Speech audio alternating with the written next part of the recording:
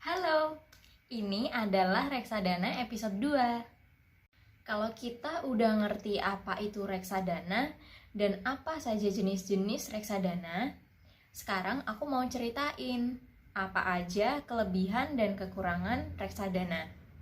Di video reksadana episode 1, aku udah bahas dikit-dikit tuh tentang apa yang bisa membuat kita menjadikan reksadana sebagai pilihan kita. Aku bakal ceritain dari kelebihan reksadana dulu ya. Yang pertama, ada manajer investasi. Masih ingat manajer investasi yang aku ceritain kemarin? Kalau teman-teman belum tahu apa itu manajer investasi, bisa tonton dulu video reksadana episode 1 di sini.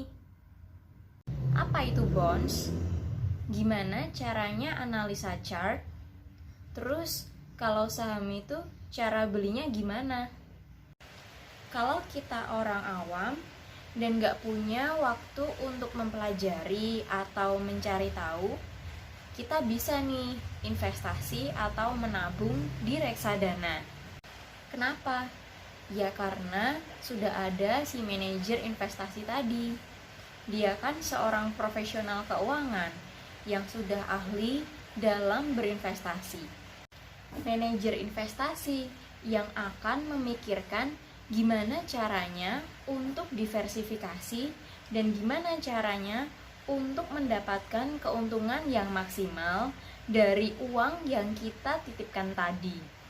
Lalu yang kedua, reksadana tidak membutuhkan modal yang besar.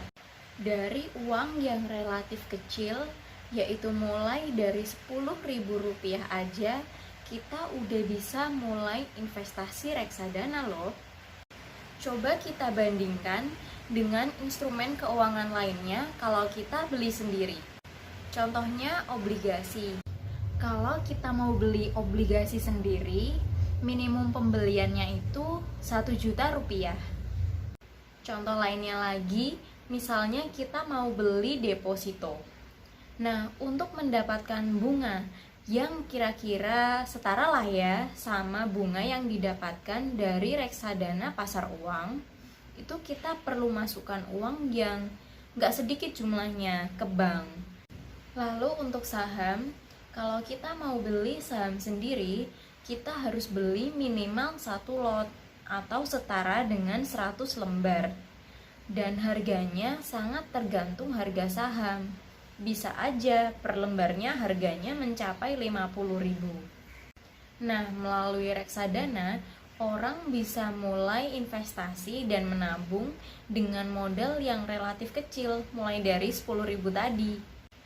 Kelebihan reksadana yang ketiga yaitu liquid. Bisa dijual kapan aja atau dicairkan kapan aja.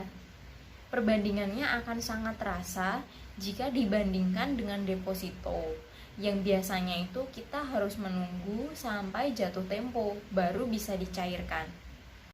Selain kelebihan yang udah aku ceritain tadi, reksadana juga punya beberapa kekurangan. Yang pertama, ada fee. Ingat manajer investasi yang aku ceritain tadi? Kan dia yang mengembangkan uang kita. Jadi pastinya kita harus bayar mereka juga dong. Fee untuk manajer investasi ini bervariasi dan biasanya akan ada 2 kali fee. Yang pertama, fee ketika kita beli reksadana, dan yang kedua adalah fee ketika kita menjual reksadana. Jadi, penting nih buat kita untuk cek dan hitung fee-nya berapa sebelum kita beli atau jual reksadana. Kekurangan reksadana yang lain adalah harga reksadana belum settle pada saat transaksi atau NAB reksadana belum settle pada saat transaksi. NAB itu apa sih? NAB adalah nilai aktiva bersih yang merupakan harga reksadana yang kita lihat di daftar reksadana atau menu reksadana.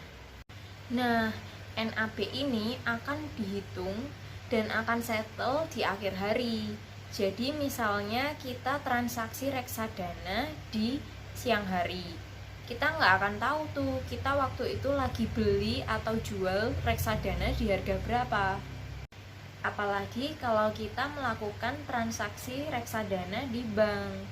Nah, misalnya kita beli reksadana di bank jam 3 sore, maka kita akan dapat NAB di harga besok yang kita lebih nggak tahu lagi nih bakal dapat di harga berapa. Sisi minus yang lain itu terkait kinerja manajer investasinya. Kalau kita belum melakukan riset saat memilih manajer investasi, takutnya manajer investasi yang udah kita pilih tidak menghasilkan kinerja yang kita inginkan. Kalau sampai seperti itu, sedih juga ya. Soalnya kan tadi kita udah bayar fee buat manajer investasi. Jadi, kembali ke pilihan kita masing-masing. Karena memilih reksadana maupun manajer investasi itu, kita juga harus melakukan riset lebih dulu. Oke, sampai sini dulu ya reksadana episode 2. Semoga bermanfaat dan mudah dimengerti. Masih akan ada reksadana episode 3. Jangan lupa tonton juga ya.